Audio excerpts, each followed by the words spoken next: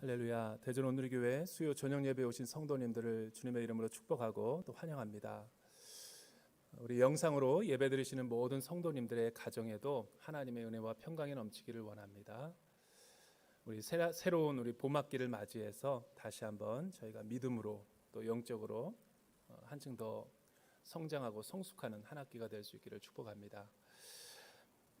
우리 목사님께서 또 귀한 말씀을 읽어 주셨는데 우리가 또 중간에 이제 명절과 또 뭐 부흥회와 또 우리 목회사관학교가 있어가지고 우리 오랜만에 이제 오늘 수요 말씀을 또 디모데 후서를 저희가 공부하죠. 그래서 3월 3장 1절서부터 9절에 있는 말씀은 저희가 이 구정 때 이미 영상으로 저희가 설교를 다 했고, 오늘 말씀은 10절에서 17절에 있는 말씀입니다. 그것이 아마 이제 좀 오타가 있는 것 같아요.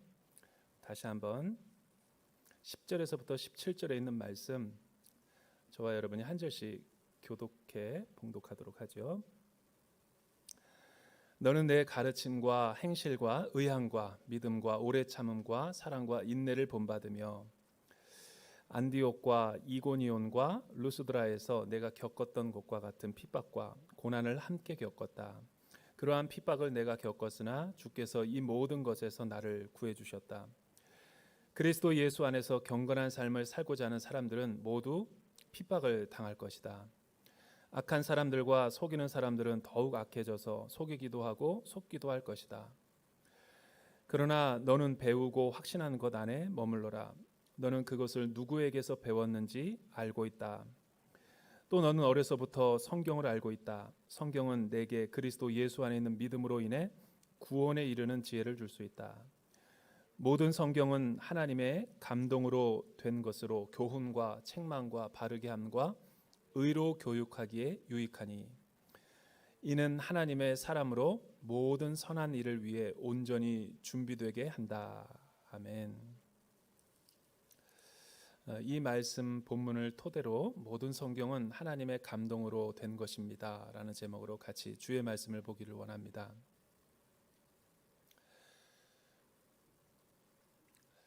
그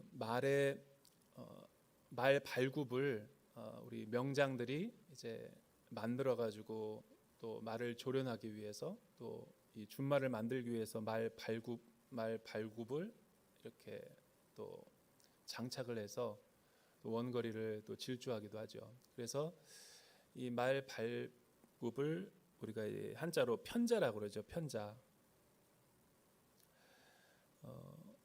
어떤 이 스승과 제자가 이 편자를 만드는 그런 대장공에 있었는데, 이 스승이 어느 날 어느 장소를 떠나면서 이 제자에게 그 편자를 100개를 주문이 들어온 것을 만들라고 이렇게 주문을 부탁하고 이제 어느 먼 곳으로 떠나가게 된 거죠. 그리고 며칠 있다가 이제 돌아오기로 약속을 하고 부지런히 이 대장공들과 함께 이 편자를 잘 만들기 위해서 심혈을 기울여서 이 작업을 했다고 합니다. 그래서 스승은 제자에게 하나의 어떤 모델과 샘플 편자를 주고 갔을 뿐이고 그와 똑같은 모형으로 만들기를 주문했죠. 그런데 돌아와서 이제 스승이 이제 제자가 만든 그 편자를 100개를 보는데 놀라운 것은 스승이 가르쳐 준 그 편자가 하나도 맞지가 않는 거예요.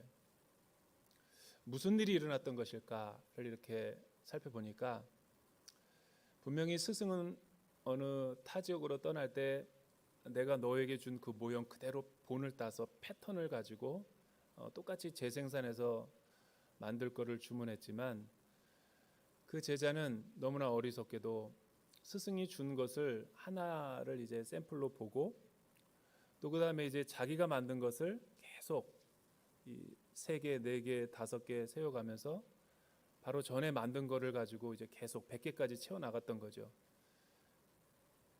그러니까 스승이 준 편자의 그 본과 나중에 100개를 만들었을 때 마지막 번째 100개는 뭐 모양이 비슷한 정도가 아니라 너무 달랐죠. 그래서 쓸 수 없을 정도로 잘못된 아이템이 나오게 된 거라는 거예요. 여러분, 이 편자 말발굽의 비유가 우리에게 주는 영적인 메시지가 무엇입니까? 오늘날 우리가 현대 사회에서 우리가 예배당에 모이고 또 예배를 추구하고 또 많은 양육과 프로그램들이 교회 안에서 이루어지지만 우리가 이 본을 삼고 있는 이 초대 교회의 원형과 오늘날 우리가 예배드리는 그 교회의 에클레시아 공동체 모임과 얼마나 다른 편자의 모습인가를 우리가 한번 날마다 투사해보고 우리 날마다 점검하고 날마다 체크하지 않으면 우리의 신앙 또한 우리의 교회의 본질 또한 얼마든지 그렇게 변질이 될 수 있다는 거죠. 우리가 다 아는 바처럼 현대인의 교회는 이미 우리 초대교회와 함께 큰 차이를 드러내고 있다는 것을 부정할 사람은 없을 거죠. 왜 이런 큰 오류와 또 우리가 신앙의 변질을 경험하고 있을까? 저는 많은 여러 가지 내적인 외적인 이유가 있겠지만 오늘 말씀을 토대로 제가 단도직입적으로 결론을 내리자면 하나님의 말씀에서 우리가 너무 초대교회의 신앙인들과 거리가 멀다. 하나님의 절대적인 말씀을 대하는 우리의 자세와 경외감 또 신앙의 어떤 경건 생활이 초대 교인이 가지고 있었던 것과 오늘날 우리가 현대인들이 가지고 있는 신앙과는 큰 편차 차이가 나고 있다라고 해도 과언이 아닌 거죠. 서구와 또 유럽의 수많은 교회들은 오늘날 한국 교회가 세속화되는 것 이상으로 이미 훨씬 오래전부터 이 쇠퇴하고 이 기독교가 주변 세계로 밀려나 버렸죠. 그래서 그들은 더 이상 크리스텐덤이라고 하는 기독교 문화라고 할 수 없을 정도로 심각한 이 교회의 쇠퇴를 경험하고 있어요. 왜 그렇게 융성했고 한때 놀라운 세계 선교와 부흥을 주도했던 영국 교회와 수많은 유럽의 교회들이 쇠퇴를 경험하고 있을까? 그거는 하나님의 말씀을 절대적인 자세로 경유하기보다 어떤 과학 실증주의와 혹은 어떤 역사 비평의 방법론을 가지고 철학적인 방법론을 가지고 하나님의 말씀을 너무 지나치게 분석하고 세분화해서 믿음과 신앙의 실체가 사라져 버렸기 때문이죠. 오늘날 한국 교회가 도전받고 있는 위기가 바로 그거예요. 시대를 막론하고 초대교회에서부터 지금까지 교회가 쇠퇴할 때 일어나는 절대적인 공통점이 뭐냐면 하나님의 말씀의 권위와 성경의 권위가 땅에 떨어진다는 거예요. 오늘 말씀을 통해 초대교회는 어떻게 하나님의 거룩한 말씀을 신앙 전수를 했는가 우리가 살펴보기를 원합니다. 먼저 10절에서부터 13절에 있는 말씀, 세월이 흐르고 시대가 변해도 변하지 않았던 초대교회의 경건 생활의 비결은 무엇이었는가? 우리 한번 10절에서부터 13절에 있는 말씀 같이 한번 읽어보죠. 시작.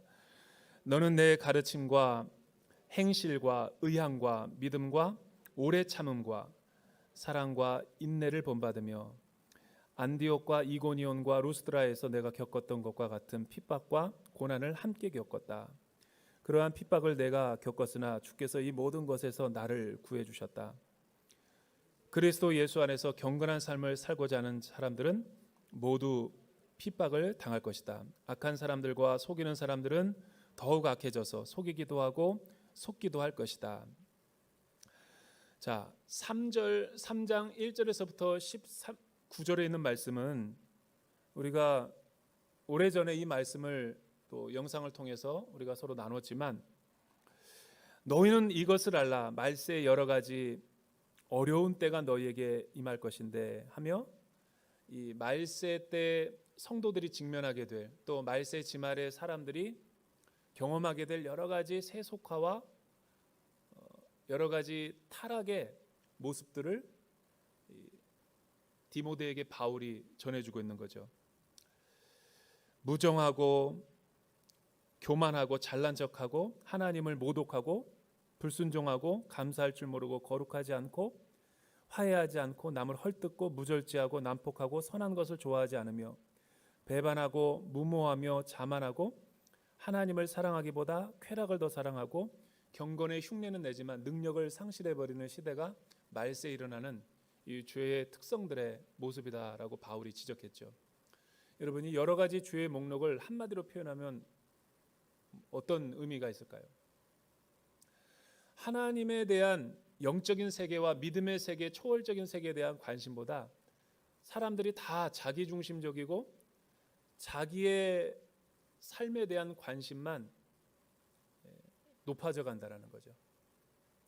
이거를 세속화라고 우리는 말을 해요. 이 땅의 것과 현실적인 데에만 눈이 어두워서 이 피안의 세계, 또 초월의 세계, 영혼의 세계에 대한 사람들이 무지를 드러내는 거죠. 이런 사람들의 특징은 뭐냐면 모든 게 다 실용적이고 또한 자기중심적이고 보이지 않는 하나님을 부정하고 하나님의 말씀을 소홀히 하게 되고 업신여기고 경외함이 다 떨어지는 거죠. 이런 사람들의 모여있는 그 사회는 악한 사람들 뿐이고 속이는 사람들은 더욱 악해지고 속이고 서로 속기도 한다는 거예요. 이런 사회를 세속화 사회다라고 성경은 지적을 하고 있는 거죠. 그러나 초대교회는 이런 세속과 어떤 시류에 영합하지 않고 거룩한 하나님 말씀 또 하나님을 경외하는 성품과 그 뜻이 담겨있는 성경의 권위를 절대시하는 거죠. 초대교회의 경건은 바로 이런 말씀을 토대로 신앙의 본을 받고서 매일매일 주 안에서 경건하게 살았다라고 우리 바울이 오늘 디모데 후서에서 우리에게 이야기해 주는 거죠. 이 시대가 악하고 부도덕하고 윤리적이지 못하고 타락해서 교회가 위기가 오는 것이 아니라는 거예요. 여러분, 교회의 위기는 사실은 세상의 위기가 아니라 교회 내부의 위기인 거죠. 교회의 주적은 이 외적인 환경에 있는 것이 아니라 그러니까 소돔과 고모라를 하나님이 심판하실 때도 소돔과 고모라가 악해서 심판을 하셨다라기보다는 하나님이 찾으시는 이 세상과 구별되고 거룩한 의인을 한 사람도 소돔과 고모라 땅에서 찾지 못했기 때문에 하나님의 불심판이 임했던 거죠. 하나님이 이 세상을 종말론적으로 심판하실 때 심판의 근거와 이유가 무엇일까요? 불경건한 자들 때문에 심판하기보다는 이 불경건한 자들을 올바른 길로 인도하고 또 타락한 이 세상 속에서 소금과 빛으로 경건하게 살아야 될 하나님의 자녀들이 변질되고 또한 하나님을 경외하는 마음을 잃어버렸기 때문에 하나님은 예루살렘 성에서 의인 한 사람도 찾지 못했다라고 탄식하시는 거죠.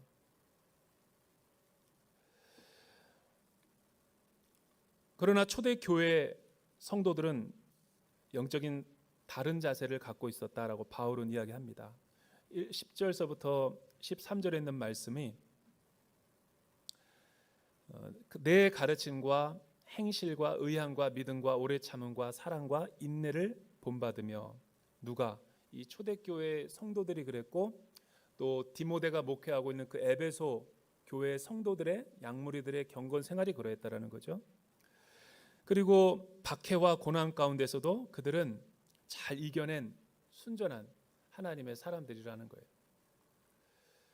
여기 9가지 덕목은 사실은 어떤 이 지적인 영역이라기보다는 이 신앙의 실천적인 모습을 우리에게 바울이 조금 더 강조하고 있는 면이 있죠. 실제로 바울은 디모데에게 이렇게 권합니다. 안디옥과 이고니온과 루스드라에서 너와 함께 내가 1차 선교여행 때 경험했던 것을 한번 생각해 보라. 여러분, 여기서 말하는 안디옥은 비시디아 안디옥을 말하는 거죠. 비시디아 안디옥에서 어떤 일이 있었는가? 사도 바울과 그 일행들이 복음을 선포할 때 그 마을 전체가 회심하는 집단 회심의 역사가 일어났죠. 말씀의 능력과 복음의 선포로. 또 이고니온을 보면 안진뱅이가 일어나서 치유와 기적, 하나님의 나라에 대한 놀라운 표적의 역사들이 나타나 수많은 사람들이 주께로 돌아오는 역사가 일어났어요. 그러나 사도 바울이 태어났던 동네 부근이었던 루스드라에서는 반대로 복음을 선포하고 하나님의 나라를 전하는데도 수많은 사람들이, 유대인들이 돌로 바울을 쳐서 거의 거반 죽게 만들었죠. 그래서 그의 제자들이 바울을 피신하고 은둔시켜서 겨우 이 목숨을 구했다라고 바울이 회상하고 있는 거예요.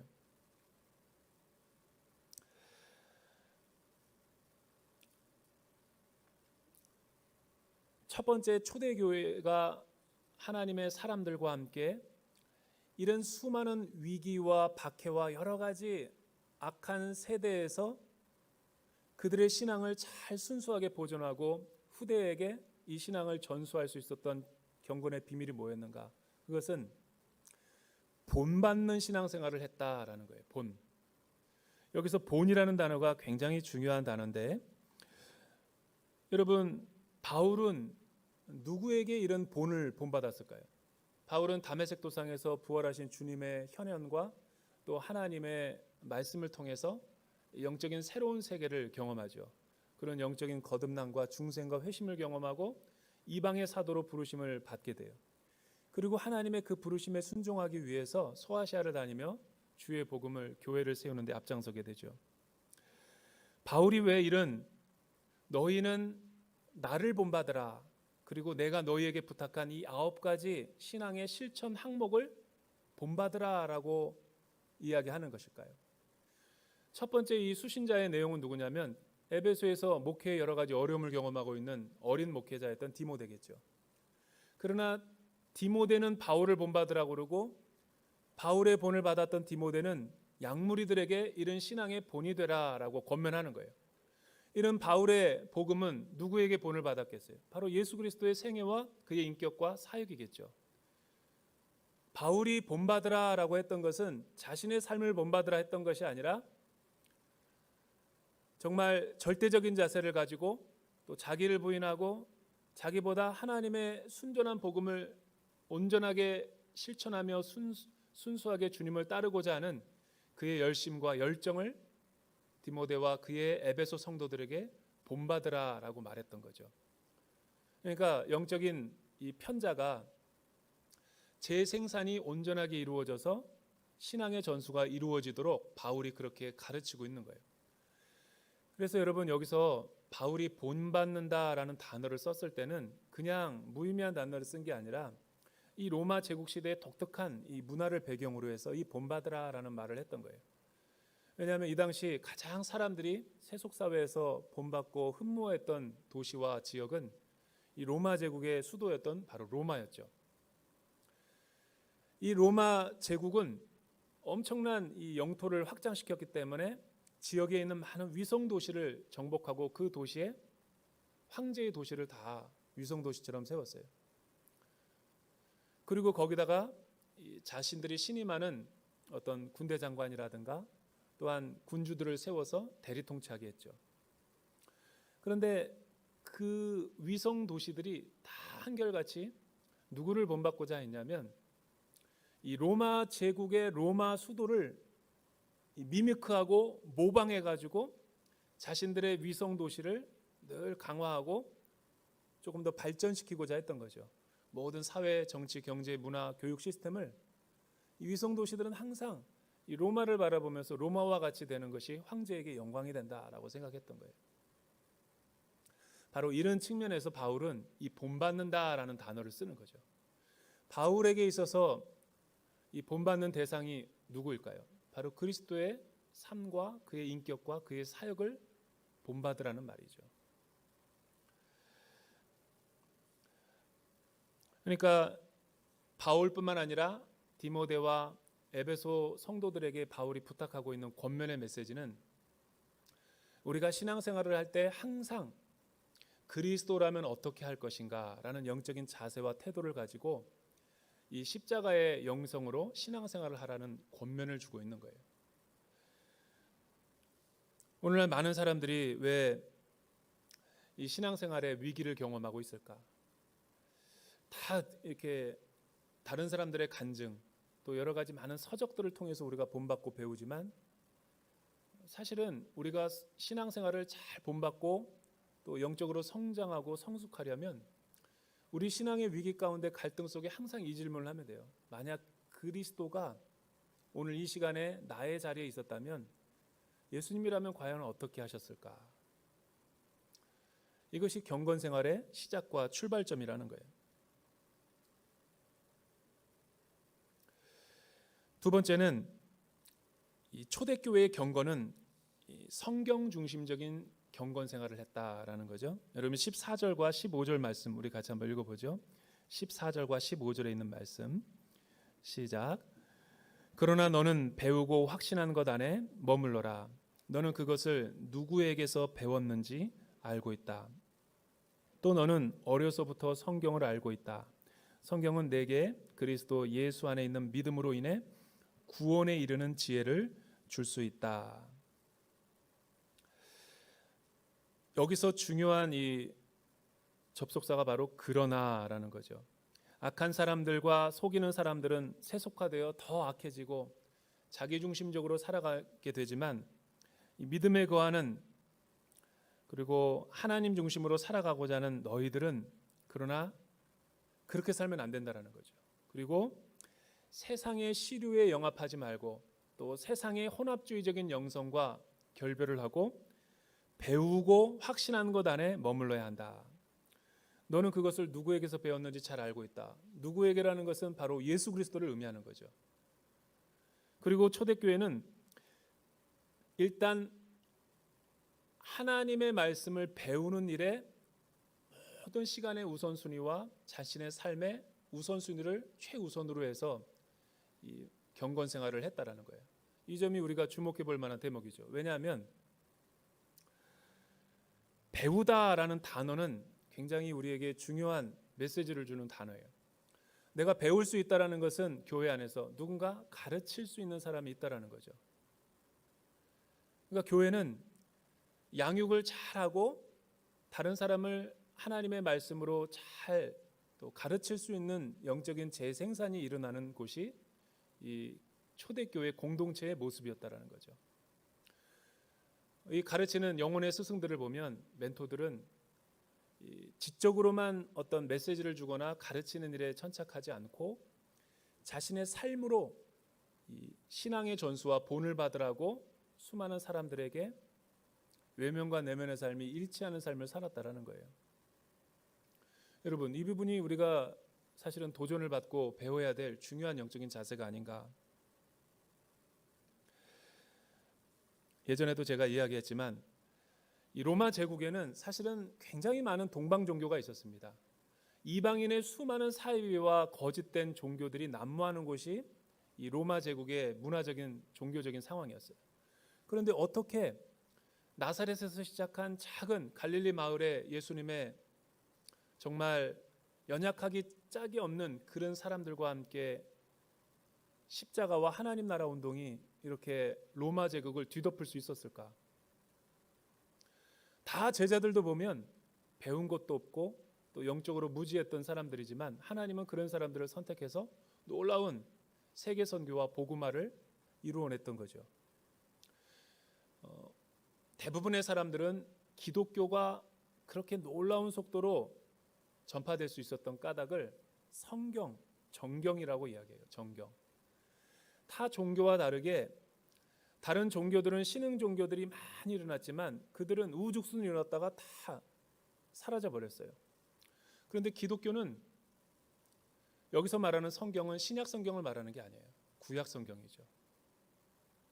이 구약 시대로부터 내려오는 신앙의 어떤 전승들과 또 신앙의 교육의 열심, 또 하나님의 말씀에 대한 갈급함과 목마름, 이런 영적인 자세와 태도가 기독교에 오게 되면서 더욱더 신약 성경과 함께 폭발적인 영적인 성장을 하는 견인차가 됐다라는 거죠. 그래서 여러분, 이 기독교는 말씀과 함께 출발하고 말씀으로 놀라운 영적인 부흥과 신앙의 전수가 흐려지지 않고 온전하게 보존될 수 있었다라는 것을 많은 이 기독교 역사가 우리에게 증거를 해주고 있죠. 우리나라 한국교회 선교도 보면 마찬가지예요. 이런 초대교회에 있었던 신앙의 영적인 영성이, 말씀 중심의 영성이 우리 한국교회사에 140여 년 동안 동일하게 일어났어요. 여러분, 심양 동감교회라는 곳을 가보면 이 존 로스 선교사님이 그 당시 이제 우리나라가 굉장히 박해가 심했고 쇄국 정책이 있었기 때문에 수많은 중국에 있었던 선교사님들이 조선 땅으로 들어올 수가 없었어요. 그리고 중국 외지에서 변방에서 하나님의 말씀을 계속해서 번역하는 작업을 했죠. 나중에 선교사님들이 들어오게 됐을 때 가장 이 대한민국 선교에서 놀랬던 것이 뭐냐면 선교사가 들어오기 전에 이미 하나님의 말씀이 번역돼서 성도들에게 읽히고 있었어요. 세계 어디 선교에도 나올 수 없는 독특한 면이죠. 그걸 쪽복음이라고 그러죠. 성경이 다 번역된 것이 아니라 이 만주에서 존 로스 중국 선교를 하던 분들이 또한 한족을 선교하면서 틈틈이 조선말을 배워가지고 번역을 해서 권서인을 통해서 이 보부상들을 통해 가지고 무역을 하면서 계속 쪽복음을 실어다 날랐던 거죠. 그런데 그것이 사람들에게 읽히고 그것이 사람들의 가정으로 들어가서 이미 선교사가 선교를 하려고 아펜젤러와 언더우드 선교사가 들어왔을 때 수많은 사람들이 성경을 읽고 있었다라는 거죠. 이건 놀라운 하나님의 섭리와 말씀 사랑에 대한 한민족에 대한 하나님의 특별한 섭리일 수밖에 없죠. 그래서 여러분 한국 교회가 부흥하고 성장했던 초기의 원인이 뭐냐면 어떤 신비주의라든가 어떤 축사 사역이라든가 어떤 영적인 신비를 추구하면서 교회가 성장하지 않았어요. 한국 교회만이 갖고 있는 독특한 성장 비결, 부흥의 비결이 뭐였냐면 말씀 사경이라는 훈련이었어요. 제가 이나비 집사님의 그 남편인 이원엽 집사님한테 제가 교회에서 들은 얘기인데 이원엽 집사님의 할머니의 할머니가 평양 대부흥운동 때 그 영적인 체험과 현장에 있었던 분이시라는 거죠. 근데 늘 어렸을 때 할머니가 이렇게 이야기해 주던 이야기가 있었대요. 지금 오늘날 우리 한국 신앙인들이 신앙하는 거는 신앙도 아니라고. 옛날에는 2주씩 했대요. 2주씩. 말씀 사경이 열린다 그러면 평양 어떤 교회에서 이 심령 대붕회가 있다 그러면 전국에서 먹을 것 싸들고 고구마와 감자와 쌀을 갖고 옷 입을 거를 하고 여러분 수백 리 길을 다 걸어서 교회당으로 모이는 거예요. 말씀 사경에는 어떤 다른 교양이라든가 문화와 시대적인 흐름을 가르치는 그런 내용들이 아니었어요. 하나님의 말씀을 주경적으로 주석적으로 그냥 있는 말씀 그대로 가감하지 않고 풀어내는 강해 설교가 대부분이었어요. 이 말씀을 듣고 회심을 경험하고 중생을 경험한 사람들이 성령님의 강한 이 어떤 자신의 비참한 모습을 말씀을 통해 깨닫게 하시고 이 죄사함의 은혜가 폭포수처럼 막 교회마다 부어졌던 거죠. 사람들은 너무나 은혜에 더 목마름을 경험해서 집으로 돌아갈 수 없었어요. 그래서 또 다른 말씀 부흥사와 사경의 강사가 와가지고 계속 이어서 이 말씀 집회가 계속되었다라는 보고서가 있죠. 그러다가 평양 장대현 교회에서 놀라운 평양 대부흥운동이 일어났던 거예요. 근데 여러분 이런 말씀 사경의 전통이 사실은 교회가 폭발적으로 성장하기 이전까지는 우리 한국 교회의 굉장히 중요한 영성의 흐름이었어요. 그러나 어느 때부턴가 이 영혼의 편자, 말씀에 대한 편자, 혹은 사람들이 들어야 될 하나님의 말씀에 대한 권위와 절대적인 자세에 대한 태도를 갖지 않고 타협하기 시작했고 세상의 어떤 것으로 하나님의 말씀의 권위를 대체하기 시작했다라는 거죠. 그리스도 중심의 성경 해석이 아니라 교회 중심의 성경 해석이 아니라 자의적이고 심리주의적이고 어떤 외적인 성경 해석을 통해서 자꾸만 복음에 물을 타기 시작하는 거예요.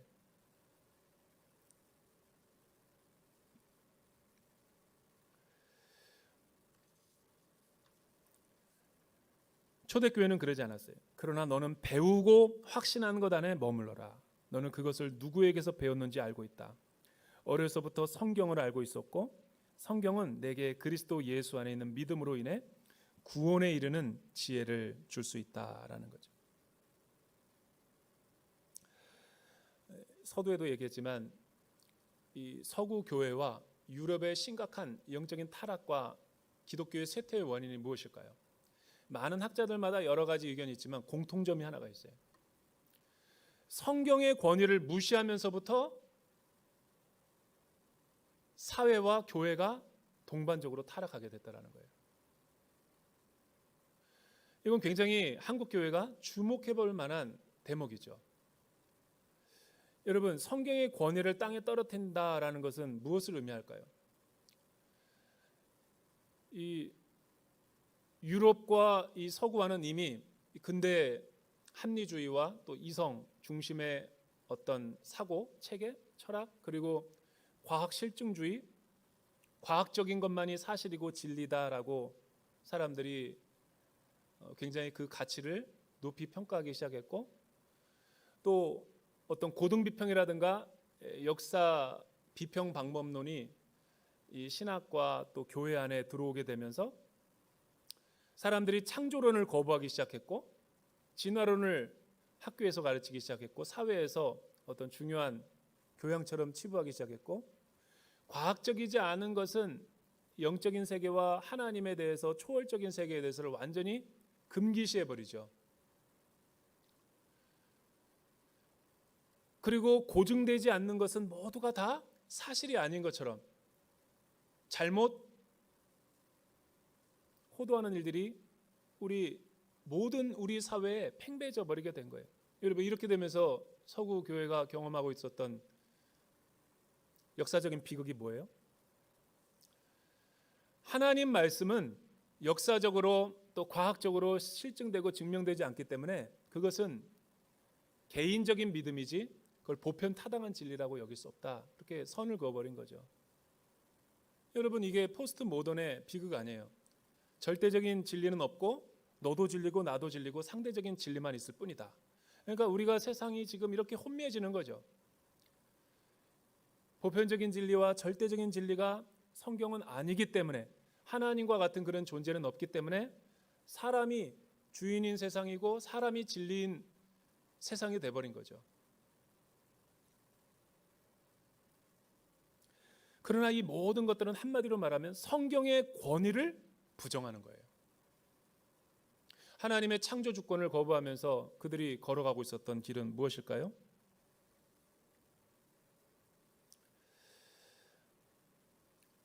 오늘 말씀을 보면 너는 그렇지 않다.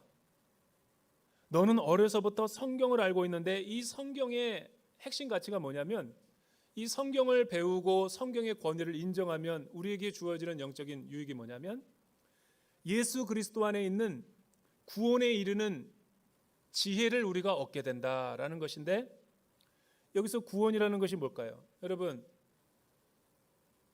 이 세상 사람들이 보는 인간관과 세계관과 또 예수 믿는 사람들이 교회가 바라보는 인간관과 세계관은 궁극적으로 차이가 있어요. 그것이 뭐냐면, 기독교인들이 바라보는 이 세상은 깨어진 세상이에요. 고장난 세상이라고요. 구원의 필요성을 깨달아야만 되는 사람들이죠. 전적인 타락과 부패로 인해서 하나님과의 관계가 깨어짐으로 인해서 이 세상은 심각한 하나님의 창조 질서가 무너져 버렸고 위기 가운데 있다라는 게 기독교의 복음이고 영적인 진단이죠. 세상 사람들은, 세속화의 사람들은 하나님 없이 사람이 만들고 사람이 꿈꾸는 사회가 유토피아가 될 수 있다, 이상적인 사회가 될 수 있다라고 그들이 만들어낸 이념과 신념이 이데올로기 아니에요. 그 결과가 뭐죠? 혼돈과 무질서죠. 왜? 절대적인 진리가 없으니까.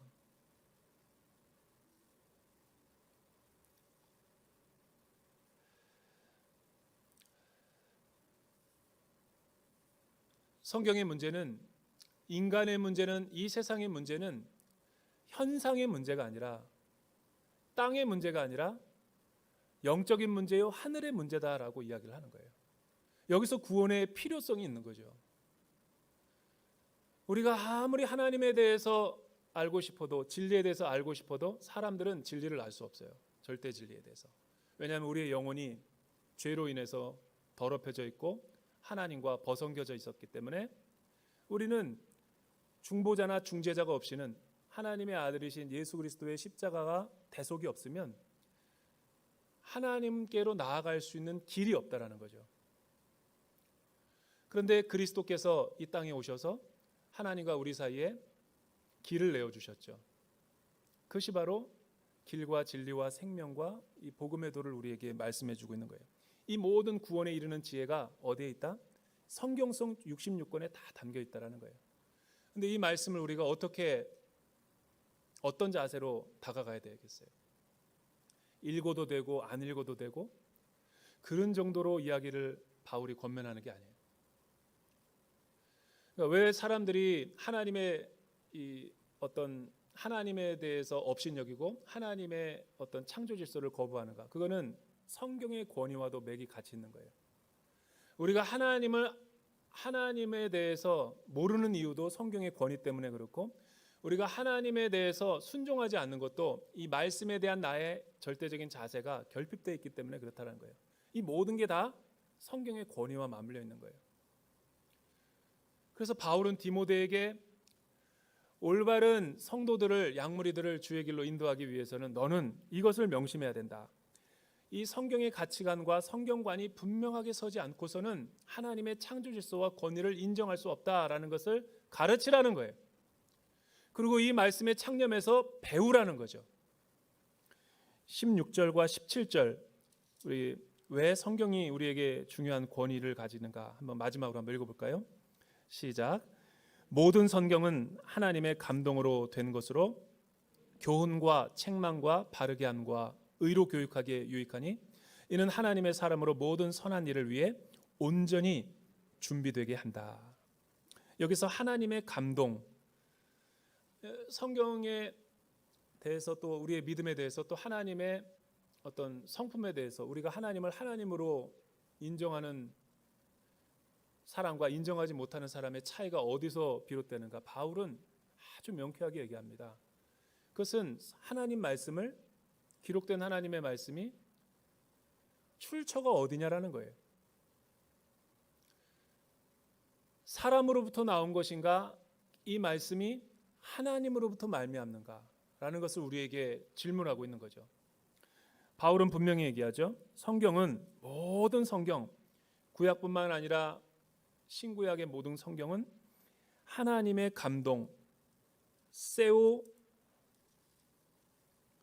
세오퓨스토스, 이 세오퓨스토스라는 단어는 하나님의 숨, 하나님의 영에 의한, 하나님에 의해서 신적으로 우리에게 주어진 말씀, 다른 말로 하면 계시다. 계시라는 것은 계시자가 우리에게 알려줘야만이 알 수 있는 내용들이죠.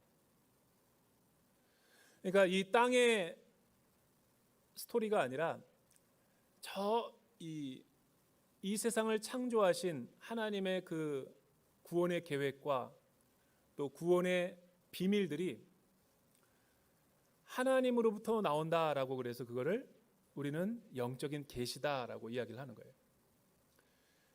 이 모든 계시는 하나님으로부터 말미암는다라는 거예요. 왜냐하면 하나님의 영에 의해서, 하나님의 숨결에 의해서 감화 감동된 하나님의 선택된 사람들이, 신구약의 성경의 저자가 40여 명에 의해서 이 66권이 완성되고 1.1획도 틀리지 않고 성경 무오성을 가지고 우리에게 기록되어서 오늘날 존재하는 것이기 때문에 이 굉장히 중요한 대목이죠.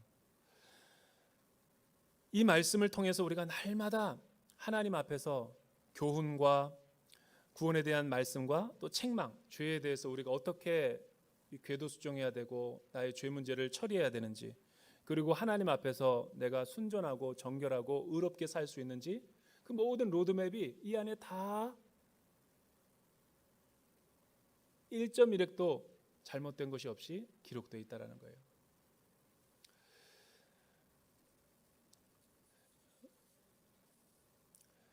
여러분, 이 말씀이 우리에게 주는 영적인 도전이 무엇일까요? 이렇게 한 목적은 하나님의 사람으로, 또 하나님의 사람으로 모든 선한 일을 위해 온전히 준비되게 하기 위해서 하나님께서 이렇게 우리를 위해서 말씀을 잘 보존하고 우리까지 우리의 손에 들리게 했다라고 선포하는 거죠. 이 사도 바울의 말씀에 따르면 우리는 이 거룩한 말씀에 어떤 자세를 갖고 경외하는 마음으로 우리가 배워야 되냐면 세 가지가 되게 중요한 거예요. 하나님의 감동으로 된 모든 성경을 우리가 잘 배우고 익히고 우리의 삶으로 살아내기 위해서는 첫째는 계속 반복되는 단어가 있잖아요. 배우라라는 거예요. 배우라. 배우지 않으면 우리가 하나님의 뜻과 하나님의 성품, 하나님의 길을 알 수 없기 때문에. 두 번째는 그 배운 말씀에 확신을 갖기 위해서는 이 말씀을 지적으로만 동의하면 안 되고 이 말씀을 적용해야 되는 거예요. 어디에?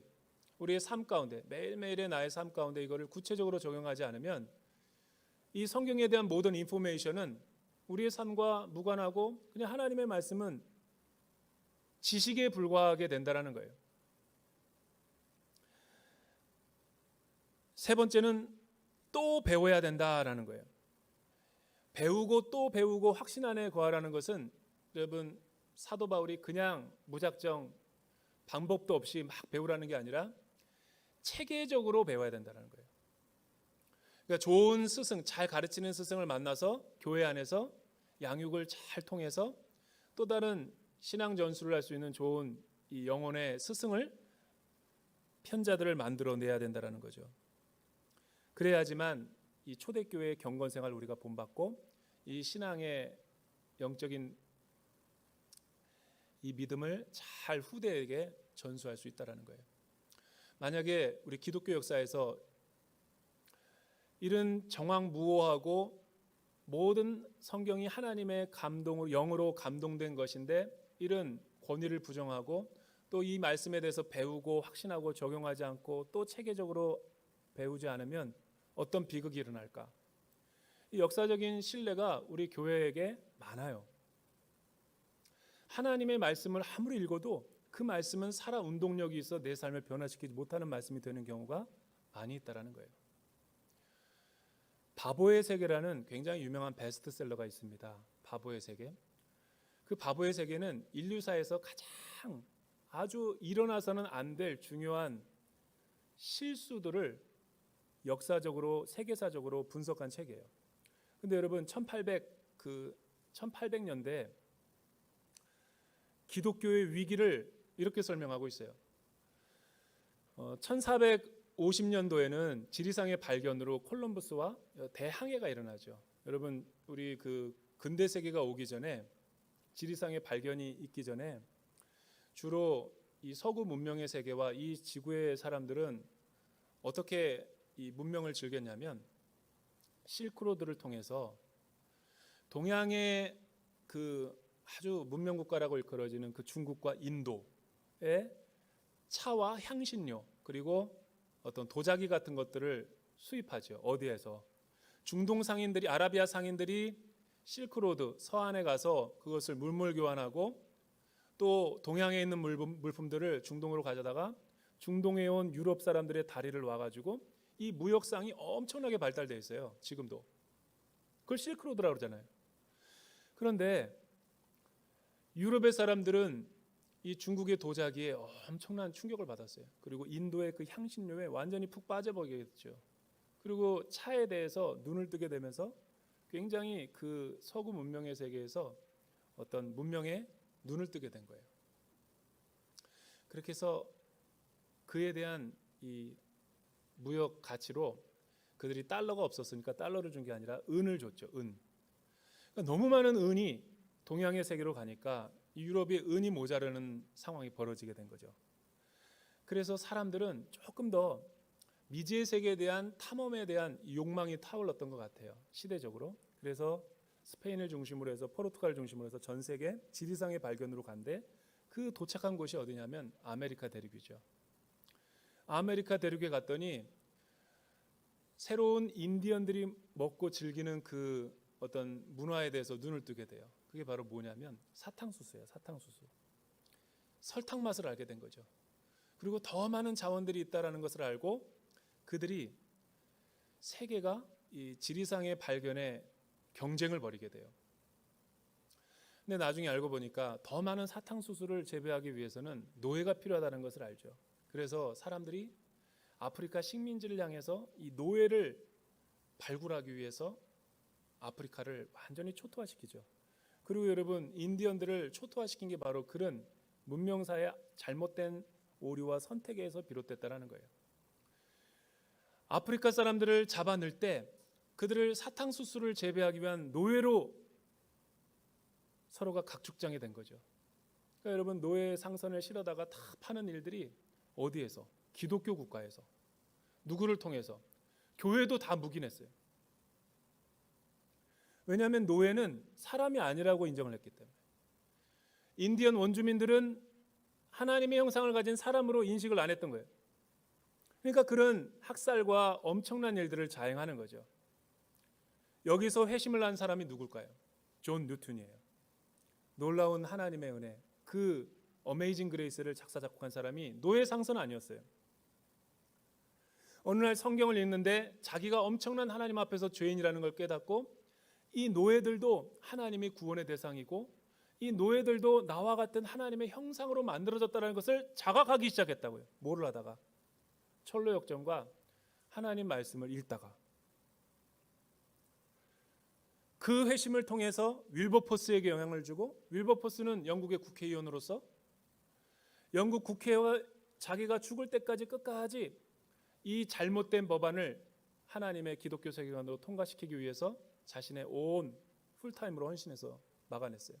그가 죽을 때쯤 법안이 통과가 됐죠. 여러분, 이 법이 미국으로 건너오게 되면 링컨에게 영향을 주죠.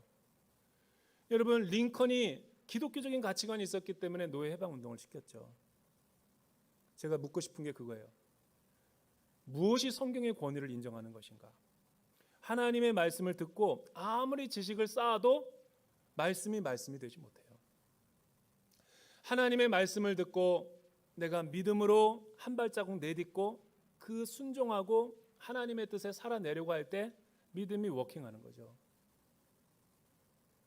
지금 이 초대교회에 수많은 세속화와 수많은 말세의 징조들이 있는 이 시대 가운데 바울이 에베소와 디모데를 향해서 뭐라고 권면하고 있어요? 오늘날 한국 교회를 향해서 저와 여러분의 시대를 향해서 뭐라고 권면하고 있는 거예요? 말세에 고통하는 때가 문제가 아니라는 거예요. 더 심각한 문제는 하나님의 영적인 권위와 하나님의 말씀에 대한 사랑과 그 절대적인 자세가 나에게 있는가? 그 자세만 있다면 우리는 얼마든지 복음으로 이 세상을 정복할 수 있는 거예요. 이 메시지가 오늘 저와 여러분들에게 하나님을 내가 경외하지 못하게 만들고 하나님의 말씀을 내가 읽지 못하게 만드는 것은 그만큼 내가 하나님 중심보다 나 중심적으로 살아가고 있다는 거죠. 하나님의 뜻보다 내 경험과 내 노력, 내 지식을 더 의지하며 살아가고 있는 모순을 보여주는 거예요. 그래서 초대교회들처럼 다시 우리가 말씀과 십자가로 돌아갈 때 영적인 부흥이 있는 거예요. 주여, 이 믿음을 우리에게 도와여 주시옵소서. 이런 영적인 부흥이 오늘 우리 시대 가운데도 일어나게 도와주시옵소서.